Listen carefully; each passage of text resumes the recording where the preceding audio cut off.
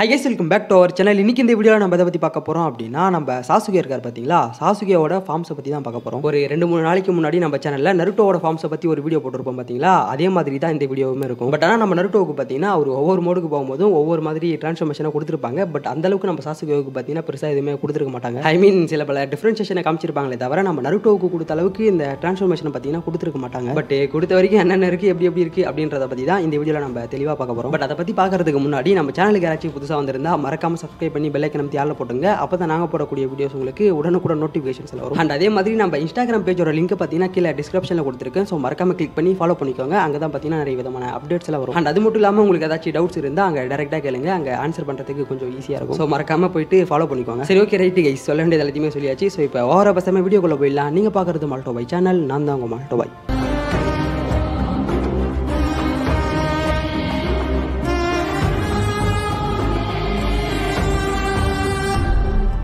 இந்த லிஸ்ட்டில் ஃபர்ஸ்ட் இருக்கிறது ஷரிங்கன் சாசுகே. இந்த நேம்லாம் பெருசாக எடுத்துக்காதீங்க. நான் அதை பற்றி சொல்லும் போது உங்களுக்கு அந்த நேமுக்கான மீனிங் கிடைக்கும். நருட்டோ சீரிஸை பொறுத்த வரைக்கும் நம்ம சாசுகேவுக்கு பார்த்தீங்கன்னா ஃபர்ஸ்ட் ஒரு டோமோய் கொண்ட ஒரு ஷரிங்கன் தான் அவேக் ஆகும். அதன் பிறகு அது 2 மாதிரி 3 மாதிரி ஒரு கம்ப்ளீட்டான ஷரிங்கனாக மாறும். இது மூணுத்தையுமே நான் தனித்தனியாக சொல்லலாம். பட் அது கொஞ்சம் பெருசாக இருக்குன்றதுனால நான் ஒரே பிளேஸ்லேயே போடுறேன். இந்த ஸ்டேஜில் நம்ம சாசுகே இருக்கும்போது அவருடைய அப்பியரன்ஸ் எல்லாமே பார்த்தீங்கன்னா பார்க்கறதுக்கு ஒரே மாதிரி தான் இருக்கும். பட் என்ன ஒன்று, அவருடைய ஐ மட்டும் பார்த்தீங்கன்னா ஷரிங்கனா மாதிரி இருக்கும். அதை வச்சு அவரால் ஆப்போனண்டோட ஜுட்ஸுவை காப்பி பண்ண முடியும். ஆப்போனண்டோட மூவ்ஸை ஸ்லோவாக பார்க்க முடியும். ஐ மீன் டீட்டெயிலாக பார்த்து அதை காப்பி பண்ணி திருப்பி அவங்களுக்கே ரிப்பீட் பண்ண முடியும். அண்ட் மிக முக்கியமாக நம்ம சாசுகேவோட ரிஃப்ளெக்ஸ், ஷரிங்கன் வரதுக்கு முன்னாடியே பார்த்தீங்கன்னா நம்ம சாசுகேவோட ரிஃப்ளெக்ஸ்லாம் வேற லெவலில் தான் இருக்கும். பட் ஷரிங்கன் வந்ததுக்கு அப்புறம் அட்வான்ஸ் லெவலுக்கு போயிருப்பான்னு சொல்லலாம். முக்கியமாக நம்ம லீஃப் வில்லேஜில் சுனின் எக்ஸாம்லாம் நடக்கும் பார்த்தீங்களா, அப்போ நம்ம சாசுகேவோட ஷரிங்கன் பவர் என்ன அப்படின்றத தெளிவாகவே காமிச்சிருப்பாங்க. அண்ட் இதை ஃபாலோ பண்ணி நம்ம சாசுகே அடுத்ததான் மாறின ஃபார்மோட நேம் என்னன்னு சொல்லிட்டு கேட்டிங்கன்னா எபி சாசுகே. ஆக்சுவலாக இதுக்கு முன்னாடி பார்த்தீங்கன்னா நம்ம சாசுகே ஒரோச்சிமாரோட கேஸ்டு மார்க்கை யூஸ் பண்ணி ஒரு மாதிரி டிஃப்ரெண்டாக மாறுவார். பட் அதை பற்றி நம்ம பின்னாடி பார்ப்போம். சரி, ஓகே, யாரா இந்த எபி சாசுகேன்னு சொல்லிட்டு கேட்டிங்கன்னா நம்ம ஒரோச்சிமார் கிட்ட சாசுகே ட்ரைனிங்காக போவார் பார்த்தீங்களா. அங்கே போனது மட்டும் இல்லாமல் ஒரோச்சிமார் கிட்ட இருந்து ஏகப்பட்ட டெக்னிக்ஸை நம்ம சாசுகே கத்துப்பாரு. இந்த சமயத்துல தான் நம்ம டீம் 7 சேர்ந்தவங்க சாசுகேவை எப்படியாச்சும் ரெஸ்கியூ பண்ணி லீஃப் வில்லேஜுக்குள்ள கொண்டு வந்துடலாம் அப்படின்னு சொல்லிட்டு நம்ம சாசுகேவை தேடி வருவாங்க. ஸோ அப்படி அவங்க வரும்போது தான் ஃபர்ஸ்ட் டைமா இந்த எபி சாசுகேவை காமிச்சிருப்பாங்க. அதை ஃபர்ஸ்ட் டைம் நம்ம பார்க்கும்போதே சாசுகேவோட நீ அப்படின்ற மாதிரி தான் நம்மளுடைய ரியாக்ஷன் இருக்கும். பிகாஸ் அந்த சீன்லாம் பார்த்தீங்கன்னா நம்ம சாசுகேவுக்கு ஒரு பர்ஃபெக்டான டிசைனை கொடுத்துருப்பாங்க. அண்ட் அது மட்டும் இல்லாமல் டீம் 7 சேர்ந்தவங்க எல்லாருமே நம்ம சாசுகேவை பார்த்து ஒரு நிமிஷம் மிரண்டு போய் தான் நிற்பாங்க. அந்த சமயத்தில் நம்ம ஒரோச்சிமாருமே சாசுகேவுக்கு ட்ரைனிங் கொடுத்துருப்பாரா. ஸோ அதனாலேயே பார்த்தீங்கன்னா நம்ம சாசுகே கொஞ்சம் பவர்ஃபுல்லாக தான் இருந்திருப்பான். ஸோ இந்த ஸ்டேஜில் நம்ம சாசுகே இருக்கும்போது அவருடைய லுக்கு தான் பார்த்தீங்கன்னா மெயினாக பயங்கர சூப்பராக இருக்கும். அண்ட் இவருடைய பவர்ஸ்னு சொல்லிட்டு வரும்போது நம்ம இதுக்கு முன்னாடி சாசுகேவோட பவர்ஸை பார்த்தோம் பார்த்தீங்களா,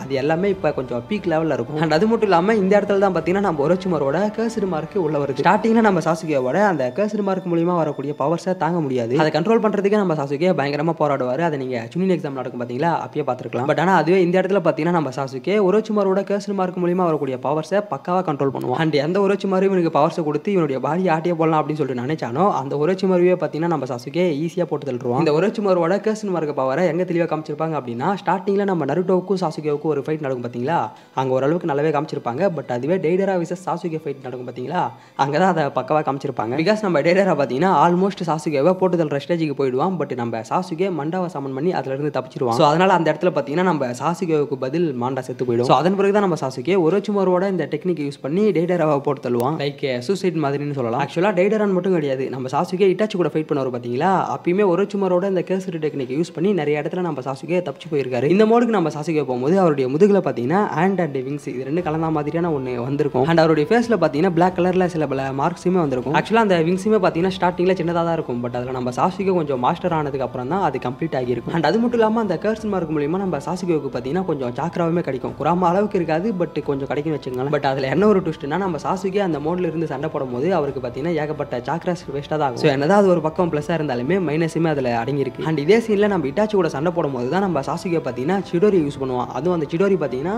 டிராகன் மாதிரி மாறி வெறித்தனமான ஒரு பவரை காமிச்சிருக்கும். இன்ஃபேக்ட் அதில் நம்ம இட்டாச்சி அடி வாங்குவார்னு நினைக்கிறேன். ஸோ அடி வாங்கினதுக்கு அப்புறமா தான் அவர் பார்த்தீங்கன்னா சூசனோவை சமன் பண்ணி வர வைப்பார். ஒன்ஸ் நம்ம இட்டாச்சியோட சூசனை வந்ததுக்கு அப்புறம் இந்த சைடு நம்ம சாசுகேவோட கேர்ஸ்டு மார்க் இருக்கு பார்த்தீங்களா, அதுல இருந்து ஒரோச்சிமாரு வருவான். அதுவும் நார்மல் ஒரோச்சிமாரு கிடையாது, இந்த டிராகன்ல வருவான் பார்த்தீங்களா ஒரு ஒரோச்சிமாரு, அவன் வருவான். பட் ஆனால் அவரை பார்த்தீங்கன்னா நம்ம இட்டாச்சி ஈஸியாகவே சீல் பண்ணிட்டு போயிட்டே இருப்பாரு. ஒன்ஸ் நம்ம சாசுகே ஒரோச்சிமாரோட கேர்ஸ்டு மார்க் மூலியமாக வரக்கூடிய பவர்ஸை ஃபுல்லாக கண்ட்ரோல் பண்ணதுக்கு அப்புறம் அவர்கிட்ட ஆல்ரெடி இருந்த எபிலிட்டிஸ்லாம் இருக்கு பார்த்தீங்களா, அது எல்லாமே பயங்கர பீக் லெவலில் போயிருக்கும். ஃபார் எக்ஸாம்பிளுக்கு சொல்லணும்னா ஃபயர் பால் ஜுட்ஸுவே எடுத்துக்கங்க. அது ஸ்டார்டிங்கில் ஒரு மாதிரி இருக்கும். பட் இட்டாச்சி கூட ஃபைட் பண்ணும்போது அந்த ஃபயர் பால் ஜுட்ஸு பார்த்தீங்கன்னா பயங்கர பவர்ஃபுல்லாக போயிருக்கும்.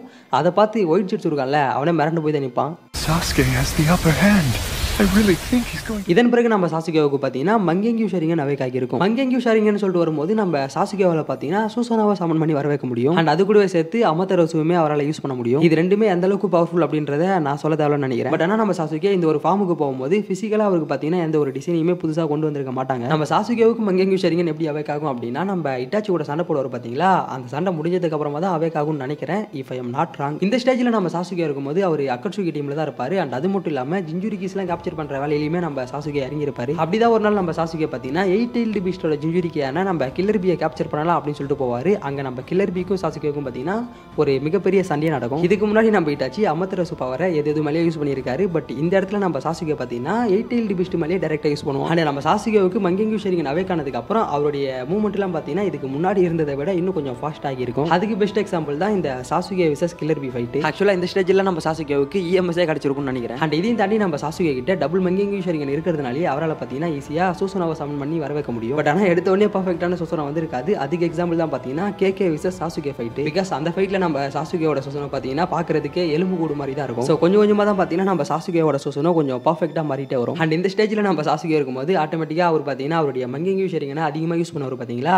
அதனாலே அவருடைய கண்ணு பார்த்தீங்கன்னா அடியிற நிலைமைக்கு போயிட்டே இருக்கும். இதை பார்த்தீங்கன்னா நம்ம ஒபிட்டோ நோட் பண்ணுவார். நோட் பண்ணது மட்டும் இல்லாமல் சாசுகேவை கூப்பிட்டு தம்பி உன்னுடைய அண்ணன் இட்டாச்சியோட கண்ணு சும்மா தான் இருக்கு, அந்த கண்ணை எடுத்து நீ உன்னுடைய கண்ணை எட்டர்னல் மங்கெங்கியூ ஷரிங்கனா மாற்றிக்கடா அப்படின்ற மாதிரி ஒரு அட்வைஸை கொடுப்பாங்க. அதை கேட்டதுக்கு அப்புறமா தான் நம்ம சாசுகே இட்டாச்சியோட கண்ணை எடுத்து இவருடைய கண்ணை பார்த்தீங்கன்னா எட்டர்னல் மங்கெங்கியூ ஷரிங்கனா மாற்றுவார். இந்த எம்எஸ்க்கும் இஎம்எஸ்க்கும் என்ன ஒரு டிஃப்ரெண்ட் அப்படின்னா எம்எஸ் நீங்கள் யூஸ் பண்ணும்போது உங்களுடைய கண்ணு பார்த்தீங்கன்னா அழியறதுக்கான வாய்ப்புகள் இருக்கு. ஐ மீன் நீங்கள் மங்கெங்கியூ ஷரிங்கனா ரெகுலராக யூஸ் பண்ணிட்டே இருக்கீங்க அப்படின்னா உங்களுக்கு ஒரு கட்டத்தில் கண்ணே தெரியாமல் போகிறதுக்கான சான்சஸ் நிறையவே இருக்கு. பட் ஆனால் இஎம்எஸ் சொல்லிட்டு வரும்போது அப்படிலாம் கிடையாது. நீங்கள் எவ்வளோ வாட்டி வேணாலுமே அதோட எபிலிட்டிஸை யூஸ் பண்ணிக்கலாம். பட் ஆனால் நம்ம சாசுகே இந்த ஒரு ஃபார்முக்கு வரும்போதுமே ஃபிசிக்கலாக அவருடைய டிசைனில் பார்த்தீங்கன்னா எந்த ஒரு டிஃப்ரெண்ட்டுமே கொண்டு வந்திருக்க மாட்டாங்க. சும்மா அவருடைய கண்ணை மட்டும் எம்எஸ்ல இருந்து இஎம்எஸ்ஸாக மாற்றுவாங்க. பட் அந்த டிரான்ஸ்ஃபர்மேஷன் பார்த்தீங்கன்னா கொஞ்சம் நல்லாவே கொடுத்துருப்பாங்க.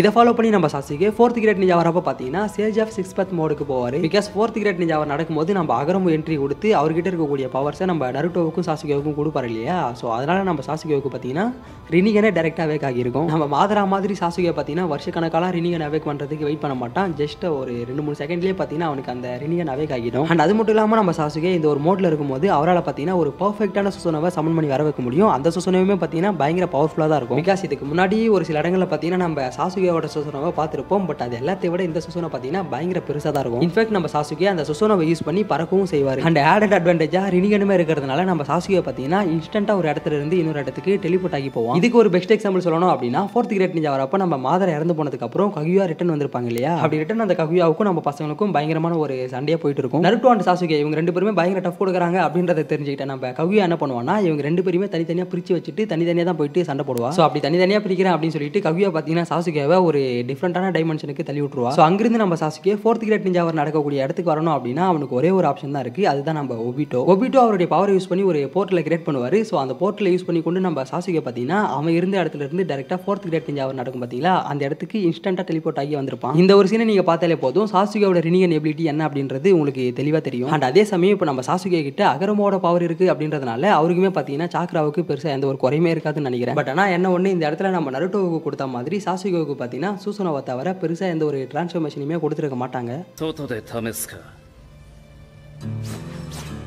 இதை ஃபாலோ பண்ணி ஃபைனலாக நம்ம சாசுகே பார்த்தீங்கன்னா இந்திரா மோடுக்கு போவார். அதாவது அதே 4th கிரேட் நிஞ்சா வரப்போ மாதரா கவ்யா இவங்க எல்லாருமே டிஃபீட் பண்ணதுக்கு அப்புறம் நம்ம நருட்டோவுக்கும் சாசுகேவுக்கும் ஃபைட் நடக்கும் பார்த்தீங்களா, அப்போ தான் நம்ம சாசுகே இந்த ஒரு மோடுக்கே போவார். அதுவும் சும்மாலாம் போக மாட்டார். நம்ம குரோமாவை தவிர மிச்சம் இருக்கக்கூடிய 8 டெய்ல்டு பீஸ்ட் இருக்குல்ல அது எல்லாத்தையுமே சீல் பண்ணிட்டு அதோட பவர்ஸ் எல்லாத்தையுமே எடுத்துக்கொண்டு தான் நம்ம நருட்டோ கூட சண்டைக்கே போவார். எதுக்காக நம்ம சாசுகே இருக்கக்கூடிய 8 டெய்ல்டு பீஸ்டோட சாக்கராவையுமே எடுத்திருப்பாரு அப்படின்னா இந்த இந்திரா சாரோ இருக்குல்ல அதை கிரியேட் பண்ணுறதுக்காக தான். இந்திரா சாரோன்றது சாதாரண ஒன்று கிடையாது. அது பார்த்தீங்கன்னா பயங்கர பவர்ஃபுல்லான ஒரு வெப்பன்னே சொல்லலாம். அண்ட் அது மட்டும் இல்லாமல் அந்த இடத்துல நம்ம சாசுகேவுக்கு ஆப்போனண்டா இருந்தது நருட்டோ. நருட்டோவுமே பார்த்தீங்கன்னா அந்த இடத்துல எந்த அளவுக்கு பவர்ஃபுல்லாக இருப்பான்றது உங்க எல்லாருக்குமே தெரிஞ்சிருக்கும். ஸோ அப்பேற்பட்ட நருட்டோ கூட நின்று சண்டை போகிற அளவுக்கு நம்ம சாசுகே கிட்டேயுமே பார்த்தீங்கன்னா அந்த ஸ்டேஜில் பவர்ஸ் இருக்கும். அண்ட் சாசுகேவோட சூசனோன்னு சொல்லிட்டு வரும்போதுமே இதுக்கு முன்னாடி நம்ம சாசுகே சூசனோவை யூஸ் பண்ணதை விட இந்த இடத்துல பார்த்தீங்கன்னா தாறுமாறாக யூஸ் பண்ணியிருப்பாரு. இவர் என்ன நினைக்கிறாரோ அது பார்த்தீங்கன்னா ஆட்டோமேட்டிக்காக அங்கே நடக்கும். அண்ட் இந்த இடத்துல பார்த்தீங்கன்னா நிறைய பேருக்கு ஒரு டவுட் வரும், சூசனோ விசஸ் டெய்ல்டு பீஸ்ட் இது ரெண்டுத்துல எது பவர்ஃபுல் அப்படின்ற மாதிரியான ஒரு கொஸ்டின் பார்த்தீங்கன்னா எல்லாருக்கிட்டையுமே இருக்கும். என்னை பொறுத்த வரைக்கும் ரெண்டுமே பவர்ஃபுல் தான். அதுலேயும் ஒரு பர்ஃபெக்டான சூசனோ பார்த்தீங்கன்னா இன்னும் கொஞ்சம் ஸ்ட்ராங்காகவே இருக்கும். இருக்கும். குராமாவை விட சுசுனோ பவர்ஃபுல்னு சொல்ல வரல, பட் சுசுனோ வீக் இல்லைன்னு சொல்ல வரேன். ஒரு கட்டத்துலலாம் நம்ம சாசுகே பார்த்தீங்கன்னா அவருடைய சுசுனோ கிட்ட ஸ்வாட் இருக்கும் பார்த்தீங்களா,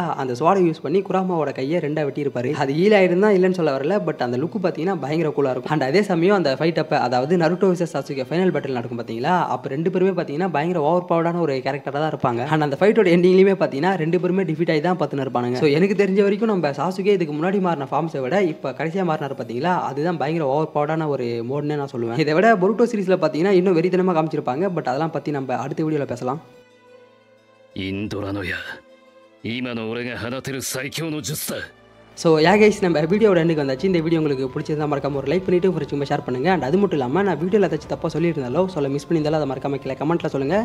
பார்க்குறவங்க எல்லாருமே அதை தெரிஞ்சுக்கிட்டோம். அண்ட் அது கூட சேர்த்து நம்ம சாசுகேயோட ஃபார்ம்ஸில் உங்களுக்கு ரொம்ப பிடிச்ச ஃபார்ம் எது அப்படின்றத மறக்காம கீழே கமெண்ட்டில் சொல்லுங்கள். அண்ட் நான் ஆல்ரெடி இன்ட்ரோவில் சொன்ன மாதிரி நம்ம இன்ஸ்டாகிராம் பேஜோட லிங்க் பார்த்தீங்கன்னா கீழே டிஸ்கிரிப்ஷனில் கொடுத்துருக்கேன். ஸோ மறக்காம அதை கிளிக் பண்ணி இன்ஸ்டாகிராமில் ஃபாலோ பண்ணிக்கோங்க. இதே மாதிரி நான் அடுத்த வீடியோ யாரை பற்றி பேசணும், எதை பற்றி பேசணும் அப்படின்னு சொல்லிட்டு நீங்கள் நினைக்கிறீங்களோ அதை பார்த்தீங்கன்னா நீங்கள் இன்ஸ்டாகிராம்லேயே டேரெக்டாக சொல்லலாம். ஸோ மறக்காம ஃபாலோ கரோ பை. சரி, ஓகே, ரைட்டு கைஸ், சொல்ல வேண்டியது எதுவுமே சொல்லியாச்சுன்னு நினைக்கிறேன். ஸோ இப்போ நம்ம கடையை சாத்த வேண்டிய நேரம் வந்து விட்டது. ஸோ அதனால இதே மாதிரி அடுத்த ஒரு நல்ல வீடியோவில் உங்களை சந்திக்கும் மாதிரி உங்ககிட்ட இருந்து விடைபெறுவது மால்டோ பாய். போயிட்டு நன்றி, வணக்கம்.